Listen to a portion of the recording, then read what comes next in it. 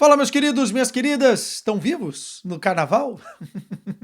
Domingão é brabo, né? Meio do caminho, metade da maratona já completa e é o seguinte, ó, vocês já sabem do que a gente vai falar, né? Quando o cachecol está posicionado aqui, vamos falar de Corinthians e vamos falar da classificação do Corinthians para as semifinais do Campeonato Paulista, uma vitória contra o Mirassol neste domingo na Neoquímica Arena por 2-0, uma vitória tranquila, uma vitória sob controle, uma vitória com pontos positivos, é verdade, e alguns pontos para a gente analisar aqui para melhorar também. Portanto, chegou aqui, corintiano, deixa o seu like carnavalesco do folião, deixe o seu comentário, eu tô lendo todos os comentários de vocês. Alguns eu respondo, alguns eu dou like, alguns eu só olho mesmo.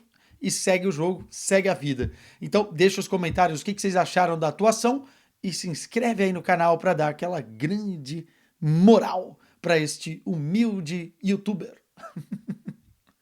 Vamos lá trocar uma ideia sobre essa vitória. Sintetizando, acho que foi uma boa vitória e um Corinthians um pouco mais seguro das suas ações do que o Corinthians dos últimos jogos, né? Um Corinthians que controlou bem alguns momentos do jogo, acho que não foi na sua totalidade, mas boa parte da partida. E um Corinthians também que teve boas atuações individuais. Para mim, o melhor jogador em campo foi o Memphis Depay, com assistência e também com gol e gerando muitas outras oportunidades. O Romero é um caso para a gente comentar aqui daqui a pouquinho à parte, porque a conexão com a Neoquímica Arena é algo absurdo. E também nós tivemos outras boas participações, né? Vocês viram aí na thumbnail o lateral esquerdo argentino que veio do Retafe, Fabrício Anrileri, que acabou participando de um dos gols, né? Então, assim, boas notícias, especialmente no quesito não tomar sustos. E eu acho que a melhor notícia talvez foi a parte defensiva. O Corinthians sofreu muito menos do que vinha sofrendo nas últimas partidas. Vamos começar pelo começo, escalação. O técnico Ramon Dias colocou em campo um 4-3-3, que eu gosto de algumas peças nesse estilo de jogo.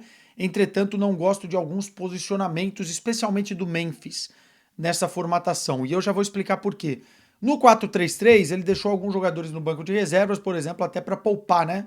O Garro ficou no banco. A gente já vinha falando aqui que o Garro fisicamente não estava 100%, que isso também impactava no ritmo de jogo e tecnicamente ele estava abaixo do que a gente estava acostumado do Rodrigo Garro no final e na reta final da temporada passada.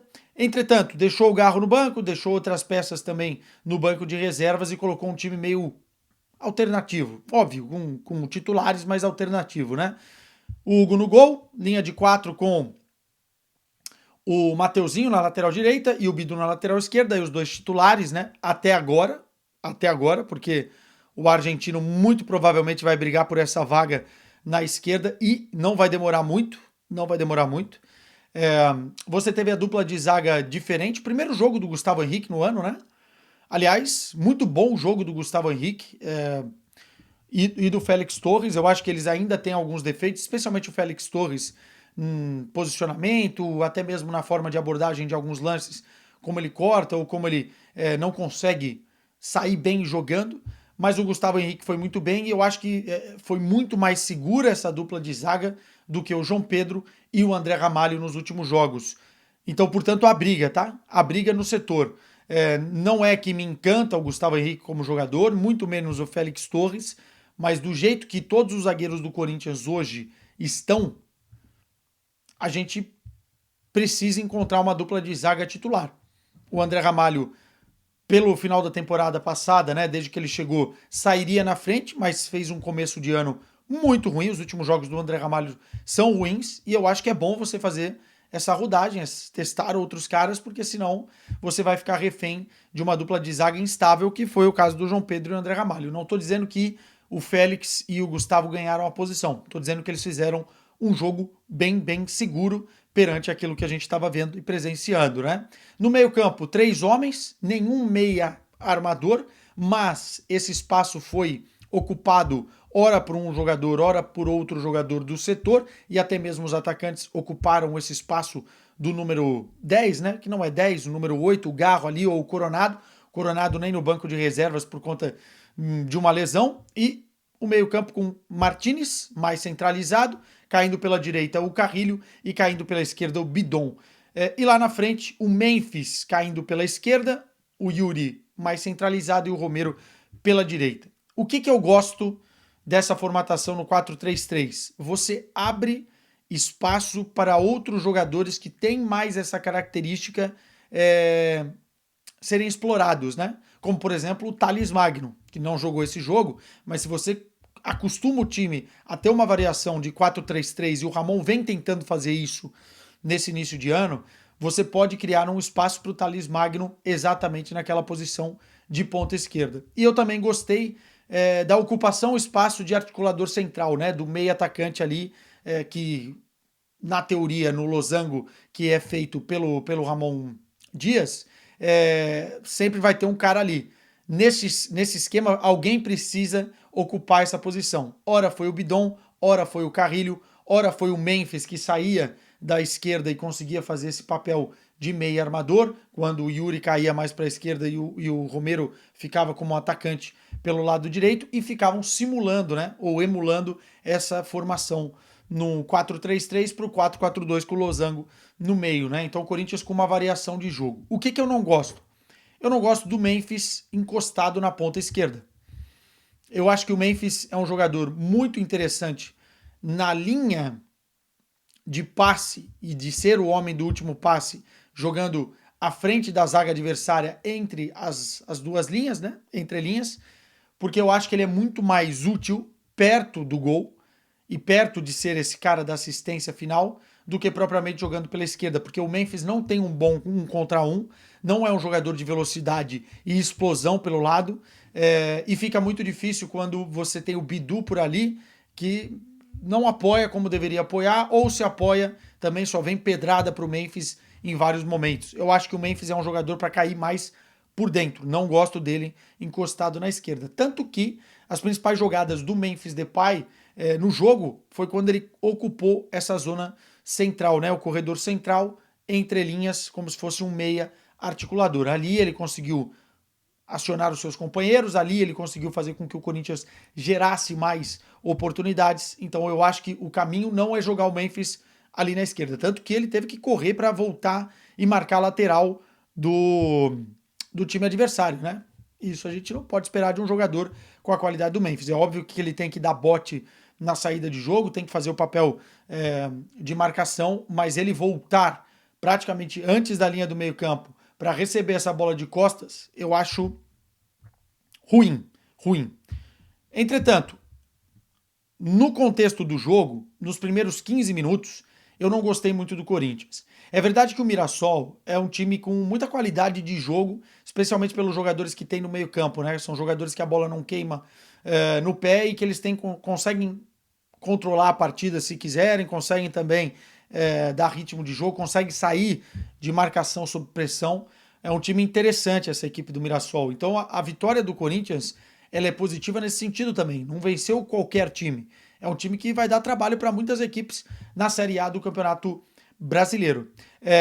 Os primeiros 15 minutos, o Corinthians não teve o controle do jogo. O Mirassol conseguiu emplacar uma pressão alta na saída de bola do Corinthians, sufocando o time e ficou com o controle do jogo. Tanto que o Corinthians, nos primeiros 15 minutos, parecia que ia jogar no contra-ataque na Neoquímica Arena. Né? E eu acho que muito isso também porque o time estava desconfortável e não ter mais um homem no meio campo. Jogava com o Romero, jogava com o Memphis, faltava aquele cara para cadenciar o jogo, ou quando a defesa quebrava para dominar de costas e começar a sair jogando com mais tranquilidade. Demorou um pouco para esse encaixe acontecer natural e essa formação dar resultado. Só que depois dos 15 minutos, o Corinthians conseguiu se encontrar exatamente com o Memphis ligando na partida. Tem um passe de calcanhar que o Memphis dá para ligar um contra-ataque do Corinthians pelo lado esquerdo, que é muito, muito bonito. E logo na sequência sai o escanteio em que o Memphis bateu muito bem. Aliás, parêntese, o Memphis bateu bem praticamente todos os escanteios, hein? É de se considerar. O Garro bate bem também, mas o Memphis caprichou. Tanto que caprichou que acertou muitos deles e o gol sai exatamente num escanteio muito bem batido por ele. Ninguém foi no Romero, né? Todo mundo de olho nos mais altos, Félix Torres, o Gustavo Henrique, e o Romero surgiu, nem subiu, acho que ele abaixou para cabecear para fazer 1-0. Parêntese para o Romero, vamos falar de Romero. O Corinthians precisa sempre, quando joga na Neoquímica Arena, avaliar a titularidade ou pelo menos a entrada do Romero no jogo com o tempo, porque o Romero tem uma conexão especial com aquele estádio, né, com aquele pedaço do mundo. O Romero vira outra coisa. Se a gente pegar os números, absurdo, cara. 42 gols na Neoquímica Arena. É o artilheiro isolado da história do estádio. Ele é o artilheiro do Corinthians no século. São 66 gols com a camisa do Corinthians. Passou o Jô, né? E um gol de cabeça. Sendo que ele quase fez outro gol de cabeça num outro escanteio bem batido pelo Memphis. Então, assim, o Romero, ele é muitas vezes criticado. Eu acho que ele, quando entra no personagem de ser um jogador melhor do que ele rende abaixo. Vamos falar o que é verdade. Quando ele acha que ele é craque, é aí que eu tenho medo. Mas quando ele é a formiguinha, trabalhadora, marcar saída de bola do adversário, se posicionar muito bem, fazer o simples, ele consegue, dentro da Neoquímica Arena, dentro daquele ambiente, se transformar num jogador letal e fundamental para o Corinthians tantas e tantas vezes. Quantas vezes o Romero não tirou o Corinthians de um problema? O jogo não estava bom para o Corinthians. E o gol do Romero fez os ânimos se acalmarem dentro de campos, né? O Corinthians consegue, depois do gol do Romero, controlar a partida. E vai criando oportunidades. Vai criando oportunidades dentro da primeira etapa. Enfim, tem uma outra finalização que poderia já ter saído o segundo gol do Corinthians. Acho que o Corinthians controla bem a partida, mas não consegue efetivamente fazer o gol. Isso é perigoso, porque o resultado fica 1-0, mas termina o primeiro tempo em alta, termina o primeiro tempo bem.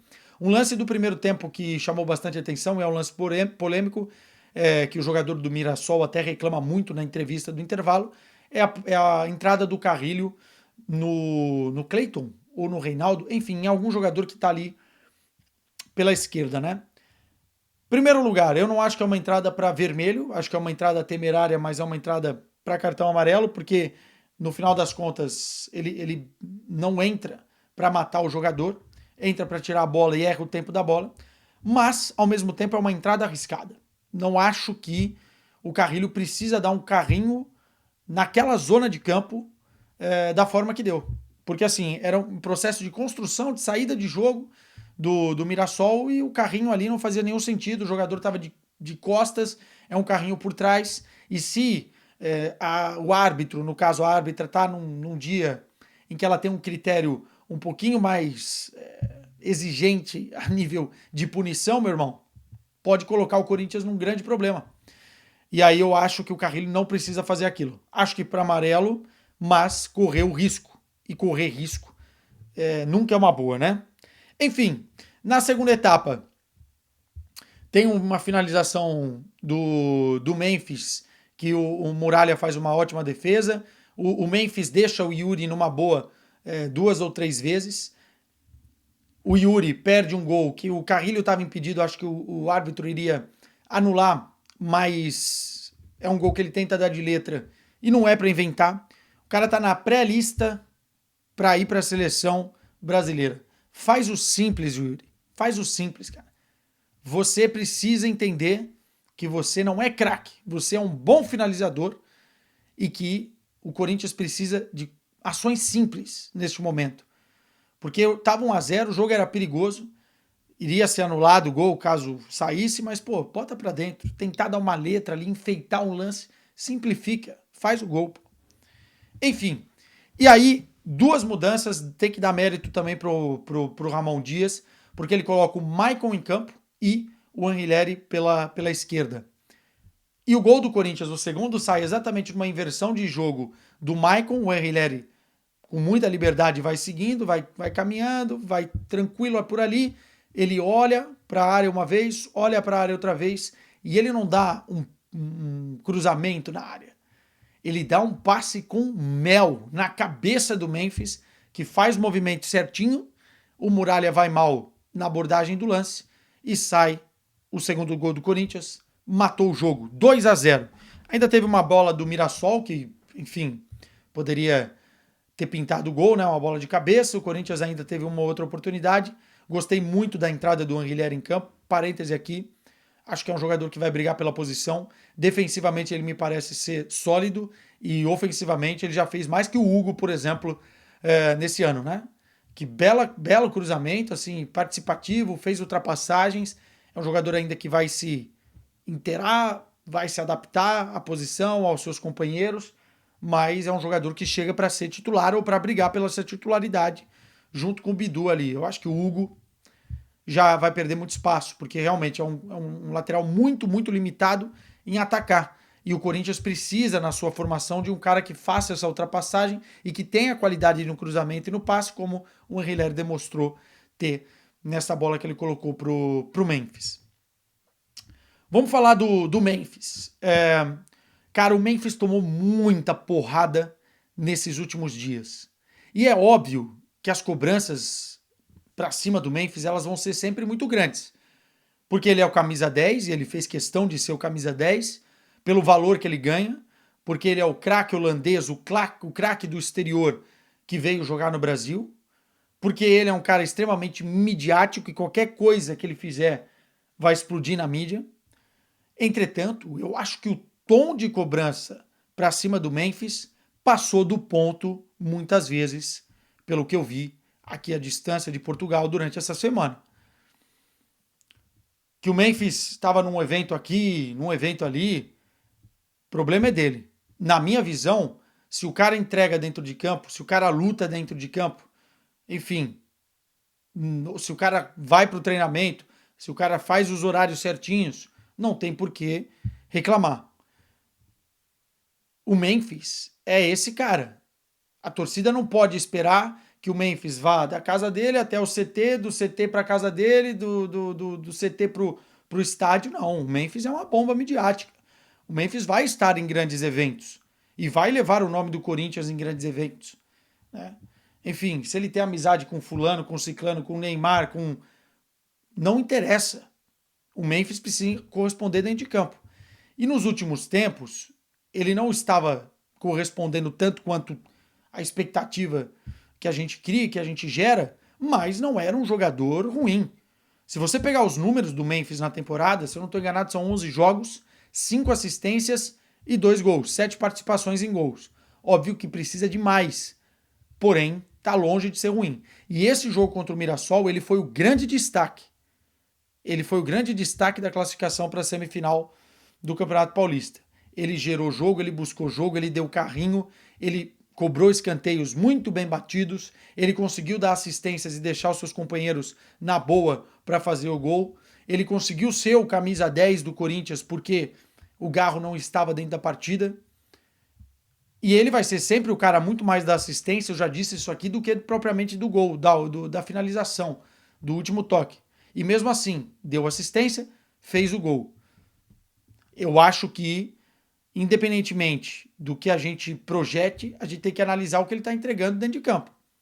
E ele está entregando razoavelmente bem. Se o Corinthians foi muito, muito mal em alguns jogos recentes, não foi na conta do Memphis isso. Foi na conta do sistema defensivo do Corinthians, que realmente, enfim, teve péssimas atuações. E foi na conta, obviamente, do coletivo. Algumas individualidades, mas não o Memphis. Então, assim, eu acho que a crítica ela precisa ter também um pouquinho de noção, né? Porque eu já vi gente falando que o Memphis veio passear no Brasil, que o Memphis isso, que o Memphis aquilo. Enfim, pressão vai ter para cima dele. Mas eu acho que tá longe de ser um problema. Aliás, é uma solução do Corinthians, né? Veremos nos próximos capítulos, porque eu acho que o Memphis também é um jogador que gosta dessa provocação, que gosta das críticas. Não é à toa que ele comemora os gols tapando o ouvido, e não é à toa que dentro do futebol holandês isso serviu de combustível para ele durante muito tempo, né? Ele sempre foi um jogador muito midiático, o Corinthians sabia exatamente o que estava contratando. No Manchester United, no tempo de Barcelona, nos tempos de Atlético de Madrid, nos tempos de PSV Eindhoven, mas ao mesmo tempo ao mesmo tempo é um jogador de pura qualidade. A gente viu hoje em vários lances, em vários momentos. Enfim, veremos. O Corinthians agora está classificado, esperar o adversário para a semifinal do Campeonato Paulista.